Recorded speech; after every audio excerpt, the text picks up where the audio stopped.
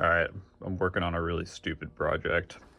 The load sensing portioning valve is bad in my 86 Toyota pickup, four-wheel drive, 86 Toyota pickup, 22RE SR5 four-wheel drive. I don't know how much that matters, but four-wheel drive definitely matters because you have the longer arm.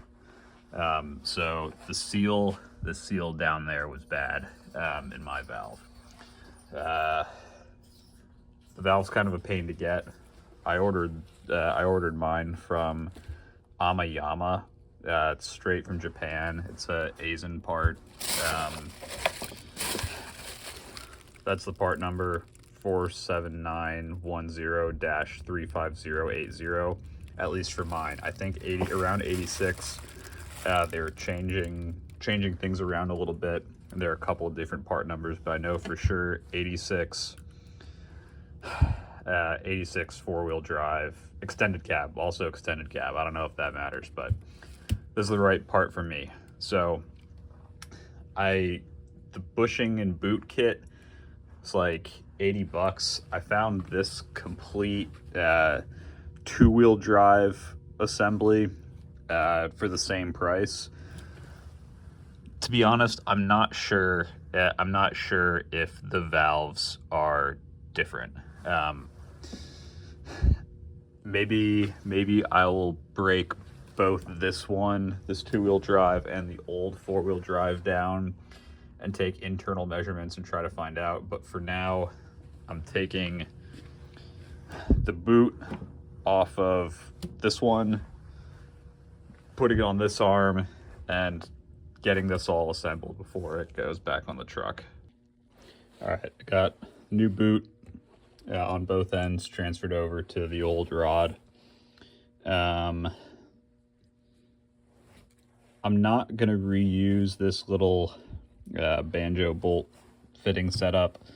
This valve doesn't have a machine surface there. This one does. I can't see how that would matter.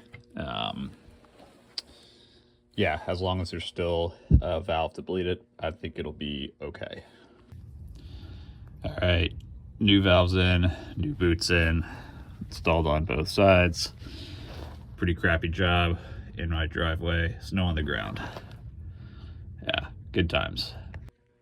All right, comparing these two LSPVs, this one is for a two-wheel drive truck, this one's for a four-wheel drive truck. This came off my 86 extra cab four-wheel drive. The reason I pulled this one was because of the seal. Whatever internal seals in there failed and was leaking. Right off the bat, they look the same. Let's see. Yeah, this one has, let's see, 3M cast into it. There may have been a casting there that no longer is legible.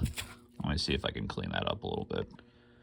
All right, so I can't make out what that casting, if there are numbers or letters in the casting on the back. On the front, I'm just calling it the front. When it's actually on the truck, I guess this is the side that faces the frame.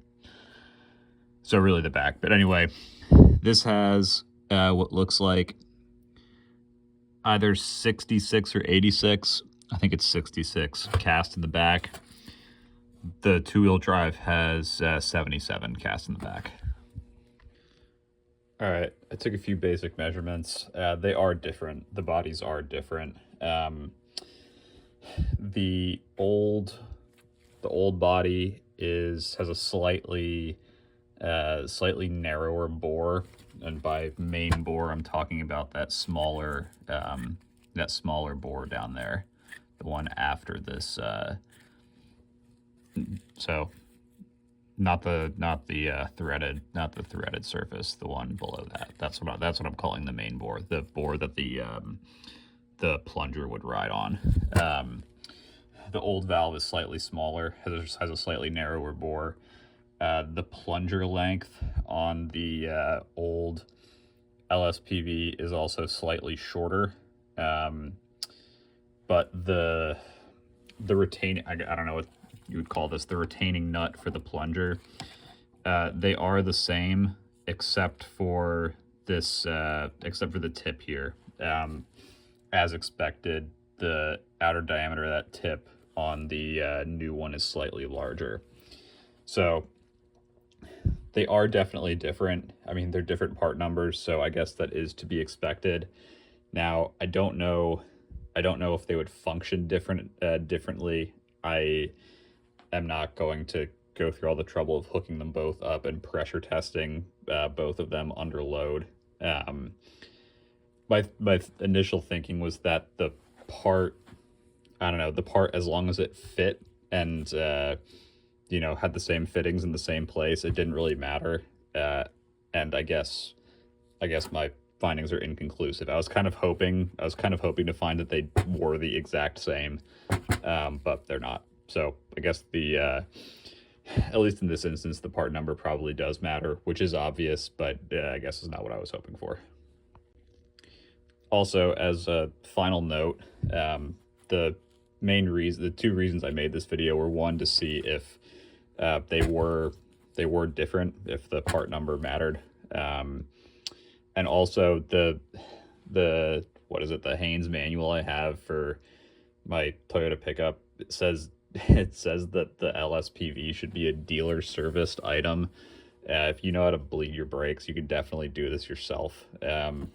Replacing this thing is basic hand tools, and bleeding the brakes, if you can bleed your brakes, you can do this. I mean, bleeding the LSPV was the same as bleeding, you know, as a regular bleeder. So I don't know why it says that. Maybe the intent there is to tell you to not try to service this thing by yourself.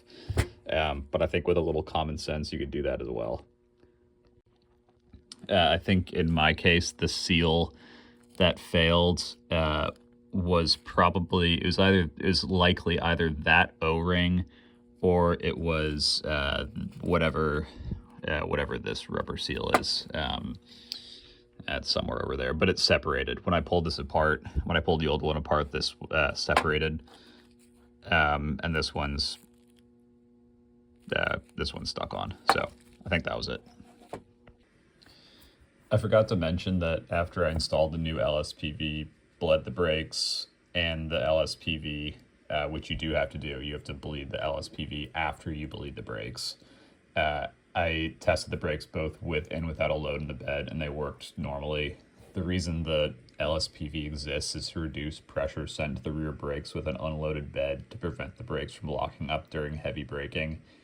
I think it's also worth noting that as soon as you change the unloaded angle of the rod that actuates the LSPV, the system is not going to function as intended. If your truck is lifted or has bigger tires, your rear brakes are going to receive even less pressure, both loaded and loaded. Maybe not a huge concern, but something to keep in mind. The rod angle is adjustable. It's adjustable at the mounting point on the rear axle. But you need to pressure test the line in multiple positions to be sure that you've got it right, and that's kind of a pain.